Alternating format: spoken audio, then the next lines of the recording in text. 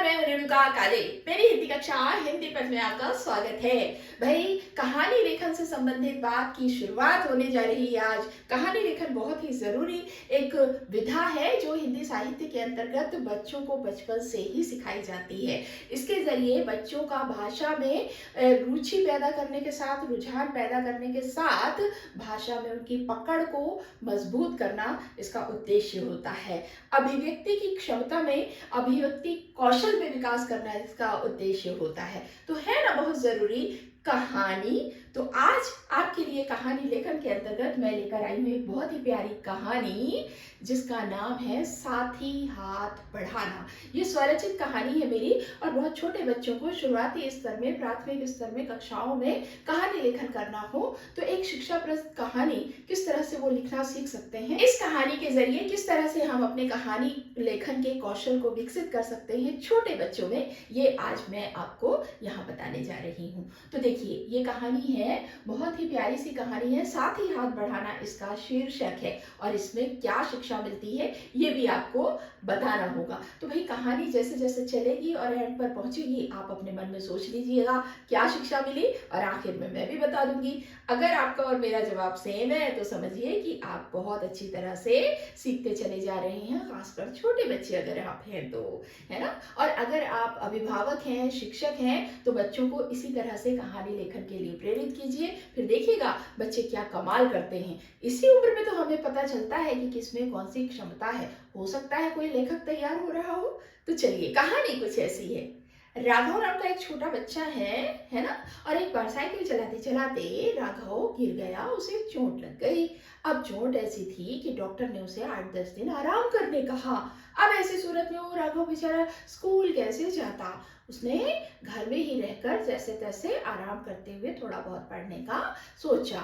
उसके दोस्तों को जब ये पता चला तो सारे साथियों ने, दोस्तों ने मिलकर क्या तय किया कि भाई वो सभी राघव की पढ़ाई में मदद करेंगे और जब राघव स्कूल लौट कर आएगा तो उसे कोई परेशानी ना हो। सबने मिलकर उसका रोजाना का कक्षा कार्य जो है, उसके नोट्स जो है कंप्लीट करना शुरू किया। और जब राघव आया तो सबने मिलकर उसकी मदद की, उसको जो चीज समझ नहीं आ रही थी वो समझाया भी। और इस तरह से राघव के मुसीबत के दिन कट गए। और जब परीक्षाएं आई तो वो दोस्तों के कारण बहुत अच्छे से अपनी पूरी तैयारी के साथ परीक्षा दे सका और हमेशा की तरह उसने बहुत अच्छे नंबर लाए। तो है ना भाई, ये कितनी अच्छी बात। और हाँ, राघव के बारे में एक बात तो शुरू में मैं बताना ही भूल गई। वो बात ये है कि राघव बहुत प्यारा बच्चा है, बहुत हेल्पिंग नेचर है उसका, मददगार है, सबके लिए तैयार रहता है, बहुत विनम्रता से बात करता है, सबकी इज्जत करता है, सम्मान से बात करता है, इसलिए उसके बहुत सारे दोस्त हैं। तो आप क्या सोचते हैं? पहले देख लेते हैं कहानी कैसे लिखेंगे, है ना। उसके बाद इसके बारे में बात करेंगे और मैं आपसे ये भी पूछने वाली हूँ कि आपने क्या सीखा, कौन सी शिक्षा मिली, तो ये भी आपको बताना है। तो आइए ना, पहले देख लेते हैं ये कहानी और इसे आप देखते जाइए, समझते जाइए। मैं पढ़ रही हूँ आपके लिए, ठीक है। तो ये रही कहानी। कहानी लेखन। साथी हाथ बढ़ाना। राजू एक होशियार बच्चा था। एक बार साइकिल चलाते समय वह गिर गया। चोट लगने के कारण उसे एक हफ्ते आराम करना पड़ा।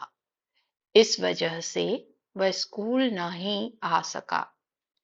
राजू के अच्छे व्यवहार के कारण सब उसे बहुत पसंद करते थे। परीक्षा करीब थी। उसके दोस्तों ने मिलकर तय किया कि जब राजू आएगा तो सब मिलकर राजू की पढ़ाई में मदद करेंगे। उसका शाला का छूटा हुआ कार्य पूरा करेंगे। इस तरह अच्छे मित्रों की वजह से उसके परेशानी के दिन कट गए। ठीक होकर वह पढ़ाई करने के लिए वापस आ गया और अच्छे अंकों से पास हुआ। शिक्षा।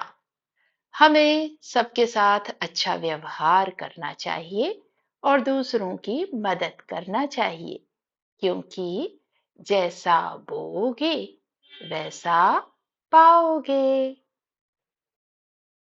हम्म। तो देखा आपने, कितने कितनी प्यारी कहानी है ये। इस कहानी में हमने क्या सीखा? हाँ, हाँ, बिल्कुल सही कह रहे हैं आप। हमने ये सीखा कि हमें हमेशा सबका सम्मान करना चाहिए और बहुत अच्छा व्यवहार रखना चाहिए हमें सबके साथ। तभी तो हमें सबके साथ की ज़रूरत जब पड़ती है, मदद की जब ज़रूरत पड़ती है तो सब साथ आ जाते हैं।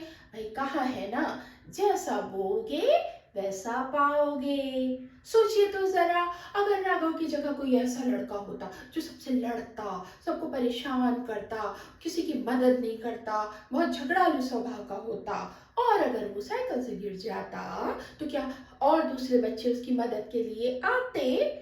नहीं आते। शायद तो कोई भी नहीं आता, है ना?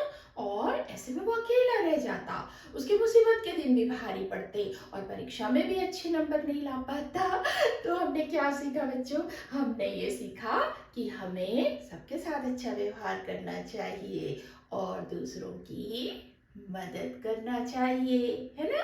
तभी हमारी इस ज़िंदगी में सबके साथ मिलकर गाड़ी चलती रहती है, ज़िंदगी की गाड़ी चलती रहती है। तो चलिए, आगे की कक्षाओं में और भी अच्छी-अच्छी कहानियाँ सीखेंगे। आप भी कोई कहानी इसी तरह से बनाने की कोशिश करिए। मेरी कुछ मदद चाहिए तो बताइएगा कमेंट करके, तो मैं आपके लिए ज़रूर उस तरह की कहानियाँ लेकर आऊँगी। बता दूँ, ये कहानी मैंने खुद लिखी है, आप नन्हे-मुन्ने बच्चों के लिए, है ना? तो आगे की कक्षाओं में आप मुझे बस बताते जाइए, मैं आपके लिए वो कक्षाएँ लाऊँगी। मिलेंगे अगली कक्षा में, तब तक के लिए स्वस्थ रहिए, मस्त रहिए और दीजिए अनुमति हिंदी पद से अपनी काले मैम को नमस्कार।